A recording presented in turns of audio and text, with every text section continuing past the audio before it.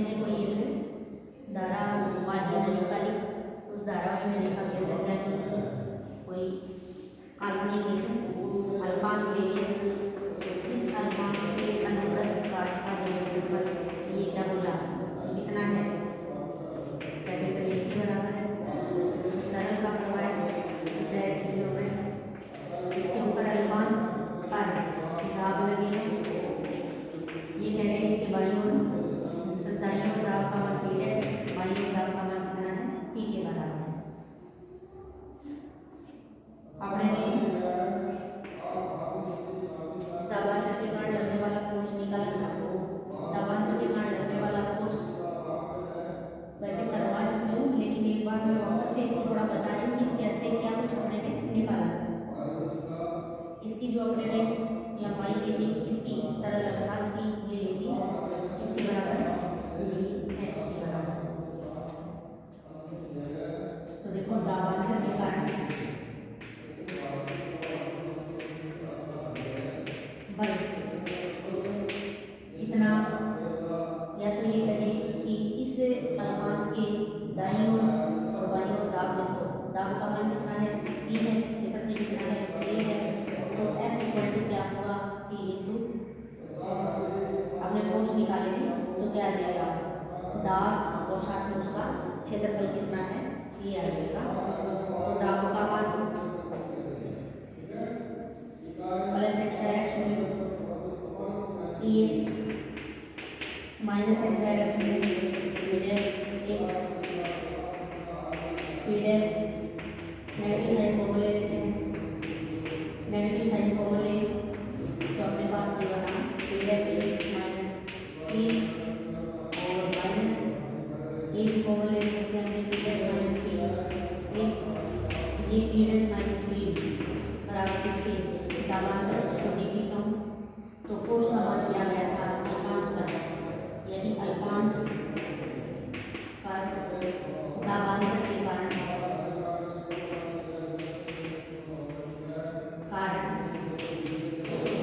लगने वाला बल, और कितना आ गया था, दाबांतर के कारण अल्पांश पर निकाला। और फोर्स की बात करें तो अपने df बराबर मैं लिख सकती हूँ माइनस dp इंटू a के बराबर। ये चीज़ अपने ने पढ़ ली थी कल आइलैंड क्वेश्चन जब आपने पढ़ रहे हैं, तो इसके अंदर x डायरेक्शन के अंदर फोर्स लगेगा, इसलिए अपने इसको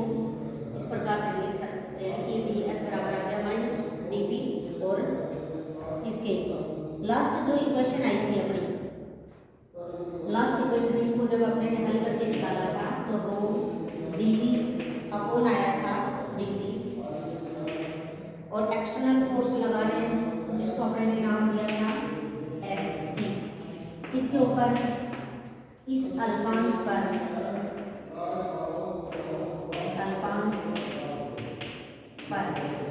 और वो भी अल्पांश के प्रति एकांक आयतन पर, अल्पांश पर लगने वाला क्या है, y बल, और ये इसका मान प्रति एकांक क्या है, ये आयतन, ठीक है। दाब के कारण लगने वाला फोर्स प्लस एक्सटर्नल फोर्स, और दाब के कारण लगने वाला force minus dp upon dx plus external force इस दिशा में x। ये इक्वेशन यहाँ तक अपने ने निकाल ली, इसको इक्वेशन नंबर अपने मान लेते हैं 1। नेक्स्ट देखना, यदि अपने ये कहें कि जो तरल का प्रवाह हो रहा है x प्लस x डायरेक्शन में हो रहा है, तो यदि v वेक्टर बराबर इसके vxi vyj और vz क्या करेंगे, ठीक है। ऐसे ही दाब को यानी लिखिए हमने px i plus py j plus pz क्या देगा, pz k कर, इस प्रकार से अपने ले दाब का मान है अपने पास, सॉरी इसमें दाब का नहीं लेकर के अपने बल की बात करें, यहाँ ये F ये तो x के पदों में लिखा हुआ है, इसको लिख लेते हैं, यानी फोर्स F e किस दिशा में, x डायरेक्शन में, F e x यानी I F, F e यानी x डायरेक्शन में, y डायरेक्शन में, j एफ ई और ये आ जाएगा एक्स वाई और जेड और ये आ जाएगा ए जेड। अब मैं क्या करते हैं, ये जो वैल्यू लिखी है वो क्या है, प्रति एकांक आयतन, प्रति एकांक आयतन इसका मान है बाई अगर ये आपने क्या करेंगे, इसको कह दें स्पीकर नंबर 2 और 2 से वैल्यू किसके अंदर रख देंगे, एक के अंदर रखेंगे। तो देखो एक में रखने के बाद क्या बनेगा, आपने बात करें सिर्फ एक्स वाई और जेड कंपोनेंट के अनुसार लिखना चाहिए। देखो रो डेंसिटी क्या आएगा, dpx अपॉन आ जाएगा dt बराबर आ जाएगा माइनस dp अपॉन dx या डेल x कह सकते हैं, del p upon del x plus इसके साथ क्या है lpx, यानी कौन सी डायरेक्शन में, x दिशा में, x दिशा में आ गई। ऐसे ही rho dvy upon dt equal to minus del p upon del y plus F E या y कौन सी दिशा में, यानी y दिशा में। ऐसे ही अपने rho dv z upon dt equal to minus del p upon del z plus F E Z component और कौन सी दिशा में है, यानी जेड दिशा के, जेड दिशा में। या अपने कह सकते हैं जो समीकरण नंबर 1 है उसका रूप क्या बन जाएगा, जिसे समीकरण नंबर 1 आ जाएगी। यहाँ वैल्यू रखते हैं अपने, तो रो ये आएगा dvx अपॉन dt क्या आई कैप एक्स घटक है, ऐसे ही plus dv y upon dt j और dv z अपॉन dt और क्या आ गया एक है बराबर बराबर चल रहा है, इसमें माइनस इसको लिख देते हैं, यानी del p upon del x i cap क्या आ जाएगा, del p upon del x i cap plus del p upon del y j cap plus del p upon del z और क्या आ गया ठीक है, याद रखना प्लस इसके साथ plus F E external force i cap plus F E external force इस दिशा में Y plus J cap plus आ जाएगा एक्सटर्नल फोर्स इस डायरेक्शन के अंदर जेड डायरेक्शन के अंदर। तो यहाँ से हमने क्या किया, एक्स वाई और जेड डायरेक्शन के अंदर समीकरण नंबर 1 आने के बाद वेलोसिटी अगर ये है और एक्सटर्नल जो फोर्स है उसके कंपोनेंट्स के रूप में अपने एक्स वाई और जेड में समीकरण लिख ली, जिससे एक्स दिशा में समीकरण आ गया, वाई में आ गया और जेड में आ गया। या फिर हमने ये कहें कि यहाँ से अगर वैल्यू इसके अंदर पुट कर देते हैं तो इक्वेशन आपके पास क्या आती है, जो बोर्ड पे लिखी है मैंने, वो लास्ट इक्वेशन आपके पास में आ जाएगी। और इसको देखो क्या लिख सकते हो आप, यानी डेल के टर्म में अगर लिखना चाहूँ तो मैं इसको ऐसे लिख सकती हूँ, क्योंकि ये जो वैल्यू है v वेक्टर की वैल्यू है, तो ऐसे लिख दूँ dv वेक्टर अपॉन dt, क्योंकि v वेक्टर का जब मान करोगे तो क्या करोगे, vxi plus vyj plus vz की, तो वापस इक्वेशन वही आएगी। प्लस इसको क्या लिखेंगे बराबर, नेगेटिव साइन है और इसको ऐसे लिख सकते हो डेल वेक्टर p प्लस क्या आ जाएगा एफ ई वेक्टर के बराबर, यानी ये कंपोनेंट इसको एफ ई वेक्टर लगा करके लिखेंगे हमने, क्योंकि ये एक्स वाई और जेड दिशा में है और इसको एक साथ लिख दिया। इसी इक्वेशन को किस प्रकार से लिखा जा सकता है, ऐसे भी लिख सकते हैं, del B X upon D T है, del B Y upon D T और जे और आई और यहाँ के लगाए तो अपने ने बी वेक्टर लिख दिया इसको। यहाँ जो देखें तो यहाँ पी पी और इसमें भी पी है, इनको अगर बाहर निकालें तो बचता क्या है, डेल अपॉन डेल एक्स आई, डेल अपॉन डेल वाई जे, डेल अपॉन डेल जेड और के, या कह दो इसको डेल वेक्टर। तो इस डेल वेक्टर का मान क्या होगा, डेल वेक्टर का मान i del upon del X plus J del upon del Y और plus K del upon del Z. इस प्रकार से भी लिख सकते हैं। नेक्स्ट एक चीज आप अगर यहाँ पे देखें, मैंने लिखा है F E vector. F E vector जो लिखा है आपने कभी पढ़ा होगा, इसके बीच में रिलेशन बल व स्थितिज ऊर्जा के बीच में, बल और स्थितिज ऊर्जा। बल और स्थितिज ऊर्जा की अगर बात करें तो बल और स्थितिज ऊर्जा के बीच का जो रिलेशन आता है वो रिलेशन कल की क्लास में वैसे मैंने बताया था कि F बराबर होता है F vector U minus del vector U। यहाँ F तो क्या है, बल है, और यहाँ U क्या है, पोटेंशियल एनर्जी। तो ये रिलेशन आप लोगों को पता होना चाहिए कि F और U में रिलेशन होता है F वेक्टर बराबर माइनस डेल वेक्टर U। यहाँ जो अपने ने एफ ई वेक्टर लिखा है इसको आप क्या लिख सकते हो, इसको स्थितिज ऊर्जा के रूप में आप लिख सकते हो। स्थितिज ऊर्जा के रूप में अगर लिखेंगे तो इसको ऐसे लिख दूँ, एफ ई वेक्टर बराबर हो जाएगा माइनस डेल वेक्टर और क्या लिख दें, कैपिटल यू। यहाँ से वैल्यू वहाँ रख दो, वापस इसकी जगह पुट कर दो। इसकी जगह रखेंगे तो समीकरण आ जाएगी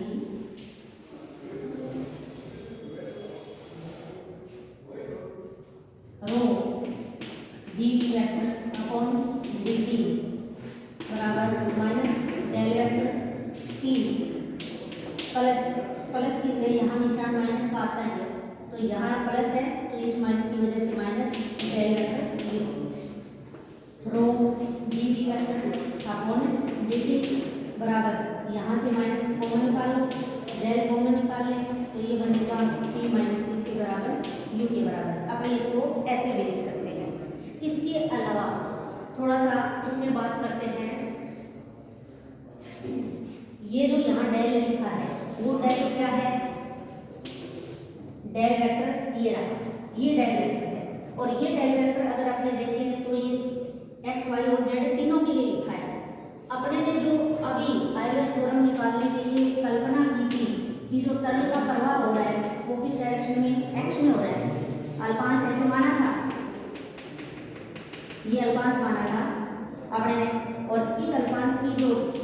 लंबाई है वो dx ली, इसका अनुप्रस्थ काट का क्षेत्रफल है वो अपने ने कैपिटल A लिया था, याद है। अपने मान के क्या चले थे कि तरल या द्रव का जो प्रवाह हो रहा है वो किसके अनुदिश हो रहा है, x अक्ष में हो रहा है, ठीक है। x अक्ष में हो रहा है तो आप इसको क्या लिख सकते हो, यानी रो dv अपॉन dt बराबर क्या आ जाएगा, minus del upon del X और p माइनस क्या बन जाएगा, u। आप इसको ऐसे भी लिख सकते हो। एक चीज आपको कल भी बताई थी मैंने, क्या बताया कि यहाँ डी वी वेक्टर अपॉन क्या है, dt है। इसको क्या है, dv अपॉन या dx अपॉन dt क्या लिखें, dx अपॉन dt और ये आ जाएगा dv बनना चाहिए, यानी वेलोसिटी बननी चाहिए अपने पास। तो इसको क्या मैं लिख सकती हूँ, dv upon dx, dv upon dx और dx अपॉन dt। देखो dv बटा dt है, dv बटा dt को क्या लिख दिया भाई, ये कह दें कि इसको ऊपर नीचे dx से मल्टीप्लाई करवा दिया, इधर भी dx है इधर भी dx है तो क्या dv अपॉन dt। इसके अंदर देखना dx अपॉन dt क्या है, स्थिति में परिवर्तन क्या होता है, वेग, और dv बटा dx। नेक्स्ट देखना इसको d अपॉन dx और लिखूँ 1/2 v²। तो अवकलन जब करवाओगे ये बराबर किसके हो गया, इसके dv बटा dt बराबर है b dv अपॉन dx के। यहाँ पे वैल्यू देखना, मैंने इस क्रम को क्या लिखा, ऐसे लिखा, क्यों लिखा कि वापस अगर इसका अवकलन करवा करके जब हल करें तो ये आना चाहिए, चेक करते हैं ऐसा आ रहा है या नहीं आ रहा है। d अपॉन dx है, 1/2 कांस्टेंट है, b² का अवकलन करवाओगे x के सापेक्ष तो क्या आएगा 2b और ये आ जाएगा dv बटा dx। ये 2 से 2 कट जाएगा, बचा क्या, v dv upon dx, v dv upon dx। कहने का मतलब क्या है कि आप dv upon D vector dv vector upon dt को क्या लिख सकते हो, v dv अपॉन dx लिख सकते हो, और v dv अपॉन dx को आप क्या लिख सकते हो, d बटा dx और 1 अपॉन 2 v स्क्वायर, इस रूप में लिख सकते हो। तो देखो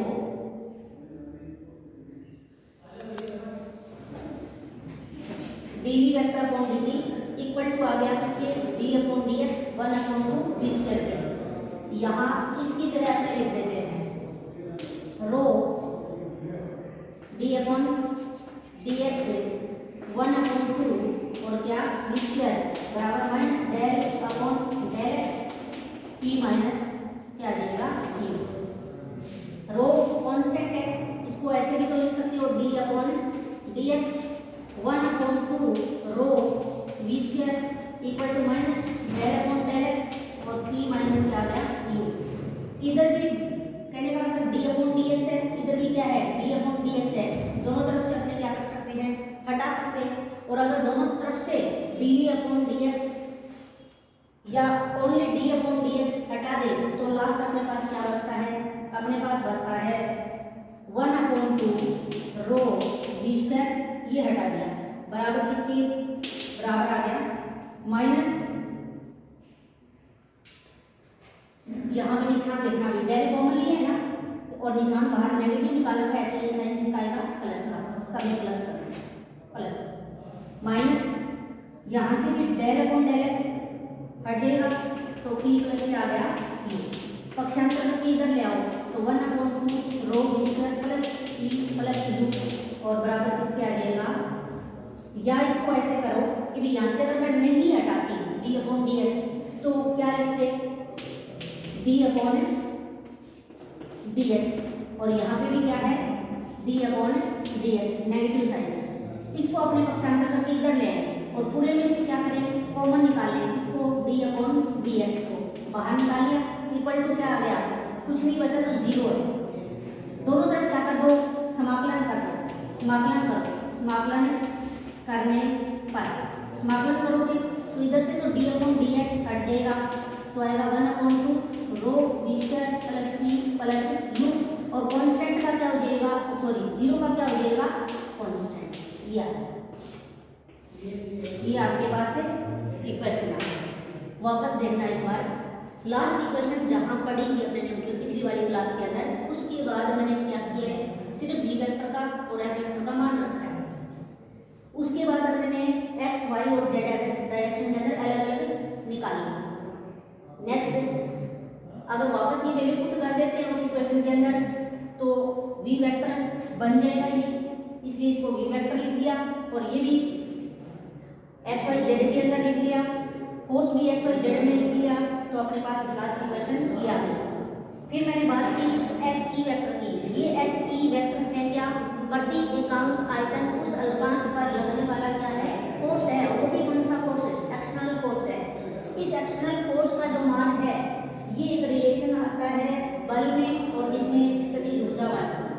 क्या है कि एफ वेक्टर बराबर होता है माइनस डेल यू वेक्टर के। इसलिए मैंने क्या किया कि ये जो एक्सटर्नल फोर्स है एफ ई वेक्टर इसको अपने ने लिख दिया कि माइनस डेल यू के बराबर होगा। एक्स दिशा की बात हो रही है तो अपनी इस डेल वेक्टर को क्या कह सकते हैं एफ ई एक्स, अगर और लगा दें तो ये बन जाएगा माइनस डेल यू बटा डेल एक्स आ जाएगा। ये वैल्यू वापस उसी क्वेश्चन में पुट कर दी, डेल कॉमन आ रहा है कॉमन निकाल लिया, ठीक है। इसके बाद एक्स दिशा की बात हुई है तो मैंने बताया यहाँ पे कि डेल वेक्टर है वो तो एक्स वाई जेड तीनों के लिए डेल वेक्टर, लेकिन एक्स की बात करें तो ओनली क्या लिखेंगे डेल अपॉन डेल एक्स दिशा के लिए, एक्स दिशा में निकाल लिया। इसके बाद थोड़ा सा इसको अपने हल करते हैं डीवी वेक्टर अपॉन dt, इसको हल करने के लिए अपने पास यानी डीवी अपॉन dt को ऊपर नीचे dx से मल्टीप्लाई करवा दिया और उसी से उसको क्या कर दिया डिवाइड कर दिया, जिससे ये बन गया dv अपॉन क्या dx आ गए तो और एक आ गया था dx अपॉन dt और उस dx अपॉन dt को अपने ने क्या लिख दिया वेलोसिटी। ये हल करके अभी निकाल करके बताइए था आप लोगों को कि dv अपॉन dt होगा d upon dx 1 upon 2 v square के, रो इसके साथ डेंसिटी लगी है, रो कांस्टेंट है तो अंदर भी लिख सकते हैं ऐसे, ठीक है। दोनों को एक तरफ ले आओ, ये माइनस है ये प्लस है, इधर आएगा तो किसका हो जाएगा प्लस का साइन हो जाएगा, डेल अपॉन डेल एक्स दोनों में से या डी अपॉन डी एक्स दोनों में से कॉमन निकाल लेंगे, बचा क्या 1 upon 2 rho V square plus P plus U बराबर 0। इसका क्या कर दे दोनों तरफ समाकलन कर दो, समाकलन करेंगे तो इधर से डी अपॉन डी एक्स हट जाएगा और ये 0 का क्या हो जाएगा कोई कांस्टेंट आ जाएगा। ये जो मान आया है वो क्या बता रहा है देखो, यानी ये अपने पास इक्वेशन आ गई जो आयलर इक्वेशन अपने निकाल रहे थे। तो आयलर इक्वेशन का जो साइज कहाँ तक है आपके जो पढ़ोगे बुक के अंदर, तो ये जो निकाला ना आपने ये यहाँ ये है आयलर से, ये आपसे पूछेगा आयलर इक्वेशन और इम्पोर्टेंट भी है अभी टॉपिक ये आयलर इक्वेशन। उसके बाद थोड़ी बात इसके अंदर और भी ये बताई हुई है तो आप ये भी कर सकते हो। और इसके अंदर जो पहला पद है वो क्या बता रहे हैं आपने पढ़ा होगा काइनेटिक एनर्जी, काइनेटिक एनर्जी होती है 1/2 स्क्वायर। यहाँ देखिए 1/2 रो वी स्क्वायर, यहाँ अगर ये ऐसा होता है 1/2 m वी स्क्वायर और m बराबर क्या होता है रो इंटू वी द्रव्यमान बराबर यानी उसका आयतन और उसकी डेंसिटी है। अगर मैं निकालूं प्रति एकांक आयतन द्रव्यमान तो बनेगा m/v बराबर रो v अपॉन v प्रति एकांक आयतन, तो यहाँ v से भी कट जाएगा और ये आ गया प्रति एकांक आयतन, इसका मान है डेंसिटी का मान। तो ये जो बता रहा है m/v यानी रो, यहाँ पे इसको अपने क्या बोल सकते हैं 1/2 रो v स्क्वायर प्रति एकांक आयतन गतिज ऊर्जा। काइनेटिक एनर्जी तो है 1/2 स्क्वायर, लेकिन ये किसके लिए है प्रति एकांक आयतन के लिए गतिज ऊर्जा का। सेकंड वाला देखो P है, P क्या बता रहा है यानी प्रति एकांक आयतन, सभी प्रति एकांक आयतन के लिए निकाले किसका मान दाब। तीसरा U आपको पता ही है ये लिखा हुआ वैसे U क्या है स्थितिज ऊर्जा, यानी ये बातें 1/2 rho V square P U kinetic energy, ये क्या है दाब ऊर्जा, ये क्या पोटेंशियल एनर्जी, लेकिन किसके लिए है प्रति एकांक आयतन के लिए। तो ये इक्वेशन भी आपको यहाँ तक करनी आनी चाहिए और इसको आप